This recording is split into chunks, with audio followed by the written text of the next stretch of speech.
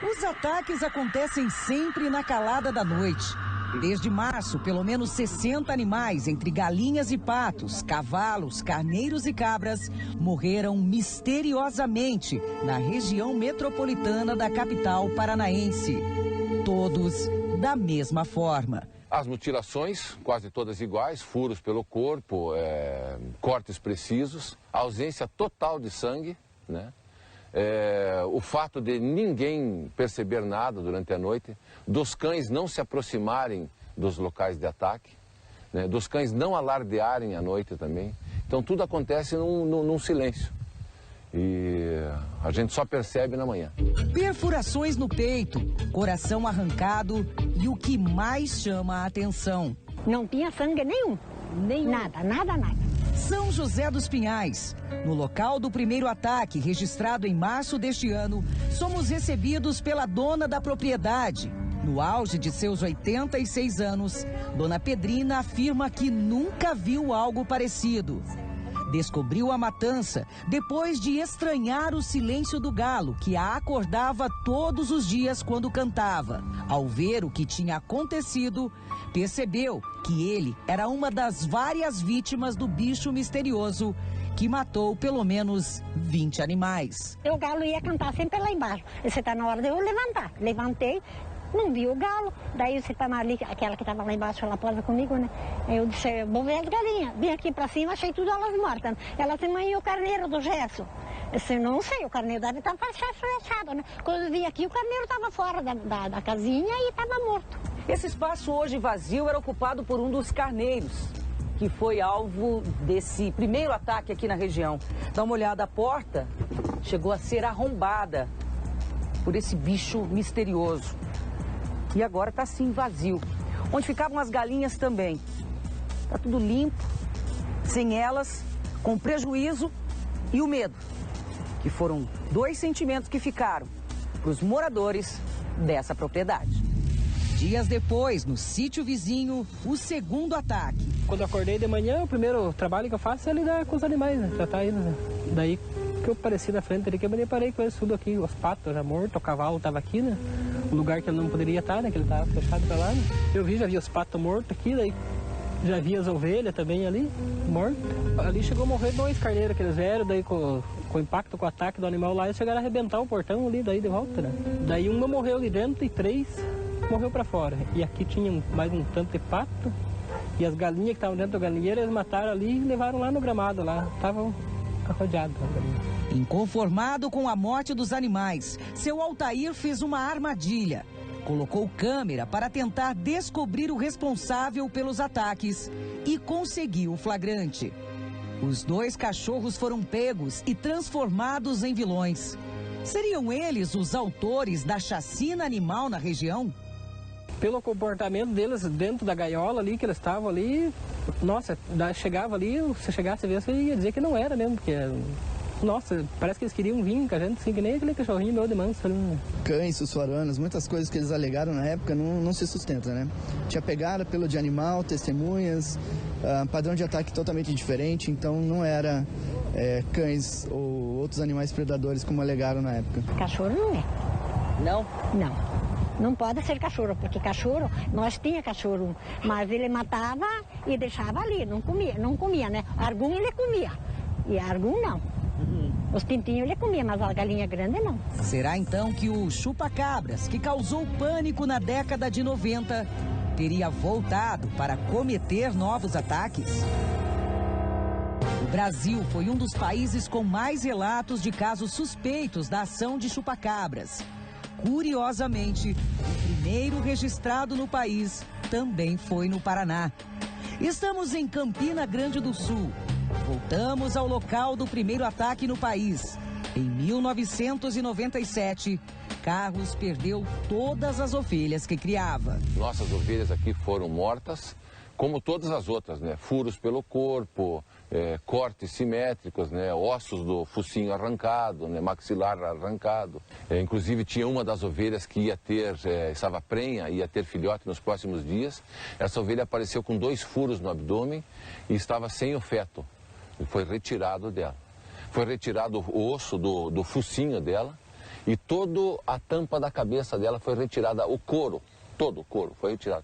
Você podia ver até os olhos dela por trás aqui, né? Porque todas as ovelhas tiveram as orelhas decepadas. Essas orelhas foram encontradas regurgitadas, próximo ao aprisco, em uma massa viscosa esverdeada. O bicho que matou os animais deixou rastros. As marcas foram refeitas em gesso. Em uma das pegadas, um rastro pequeno e outro um pouco maior. Ambos tirados do mesmo local, como se o animal estivesse subindo em direção aos alvos. Essa outra chama ainda mais a atenção, pelo tamanho e por essas duas garras pontiagudas na parte da frente. Mas além dessa propriedade, no sítio vizinho, com a presença da polícia florestal, militar, com armadilhas montadas para pegar o predador, houve o ataque mesmo assim. 20 ovelhas foram mortas de forma misteriosa e sem nenhum vestígio de sangue. O proprietário desse local encontrou, numa rua próxima, um cavalo com a língua e os olhos arrancados. A explicação dada por profissionais era de que esse ataque teria sido feito por um cão. Mas o curioso, que o proprietário nos contou também, é que quando há esse tipo de ataque, ou quando houve na época, os cães misteriosamente não se aproximavam e muito menos latiam. Belinha? Belinha? Ela é mansinha. E mesmo quando há algum tipo de alerta, ela costuma latir sim. O que não foi o caso nesta situação envolta em mistério, morte de vários animais e uma pergunta que ficou no ar. Eu fui convidado por uma reunião numa chácara próxima aqui com o pessoal do meio ambiente, do zoológico e alguns policiais também, e eles categoricamente afirmaram que era uma onça, uma sussuarana que estava andando na região, inclusive mostraram fotos de ataque. Eles foram muito precisos e muito categóricos em afirmar que a culpada pelos ataques era uma onça.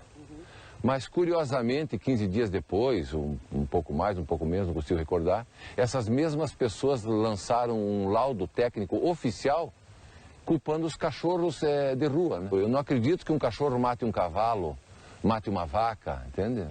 Ainda mais cachorro com fome, né? Cachorro morrendo de fome para comer uma ovelha, né? O cachorro mata um cavalo e come os olhos e a língua dele, mais nada, né? Ou mata um ganso e só tira o coração dele. Nenhuma pena é encontrada no lugar, né? É uma explicação que então, não cabe. os cães não matam dessa maneira. Versão que até hoje não convenceu a família. Sempre tinha reunião de ufólogos em casa, lá na outra casa que nós morávamos e tal. Então a gente sabia, tinha total ciência na época que não era cachorro.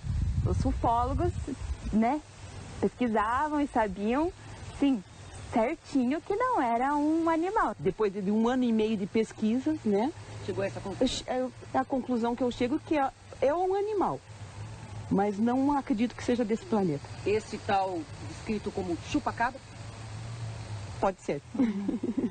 Os animais mortos eram sempre trazidos pela presa à beira de lagos como este. Só nesse espaço, por exemplo, o proprietário passou noites e noites desde a primeira descoberta, em dezembro de 96, na tentativa de encontrar o autor dessa chacina animal. Aqui eles passavam noites e noites tentando identificar algum sinal que pudesse dar uma solução para um caso tão enigmático.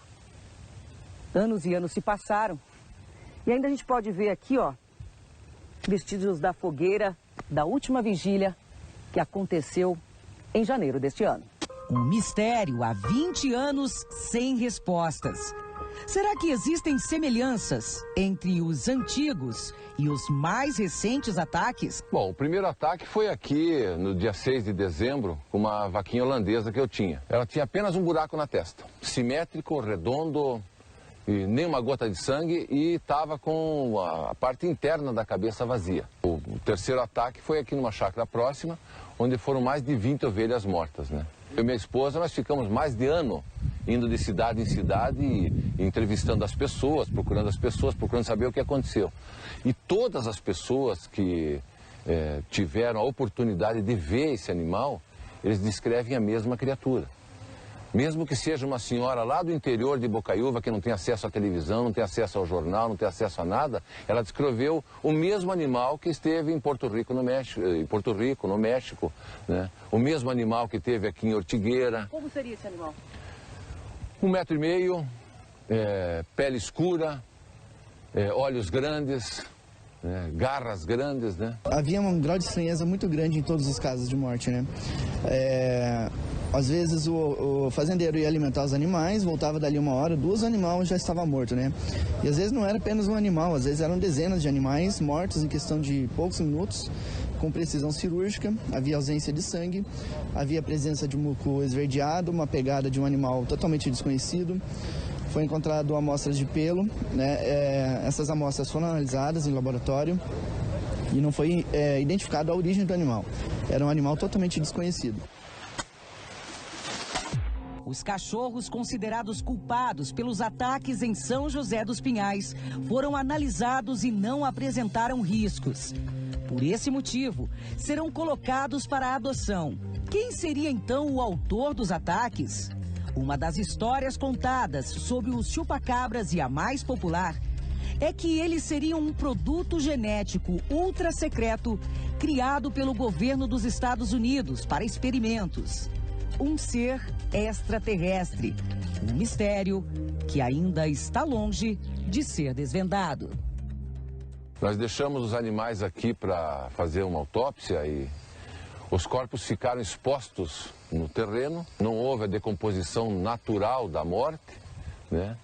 Os animais como urubus, eles ficavam nas árvores, às dezenas, mas nenhum descia até o animal. Os corpos se mumificaram no pasto e assim permaneceram. Nem o mau cheiro da morte você podia perceber. Eu tenho uma dúvida ainda, né? Mas qualquer coisa nós estamos com a câmera instalada aí, né? Tá ainda ligada. Tá ligada ainda. Se acontecer de vir, né, a gente vai ver, né? Pode ser alienígena, pode ser uma mutação genética, pode ser uma criação em laboratório, pode ser qualquer uma dessas hipóteses ou qualquer outra coisa que a gente nem supôs ainda. A pesquisa continua, embora não seja ainda, não tenha uma ligação com chupacabras, pelo menos nesses casos que a gente viu, né? Mas a história mostra que o chupacabras ataca mais no frio, né? Então, quando chega o inverno, a gente já fica mais atento. Se acontece algum caso estranho, a gente já fica de olho e vai atrás se acontece alguma coisa. Que dá medo, dá.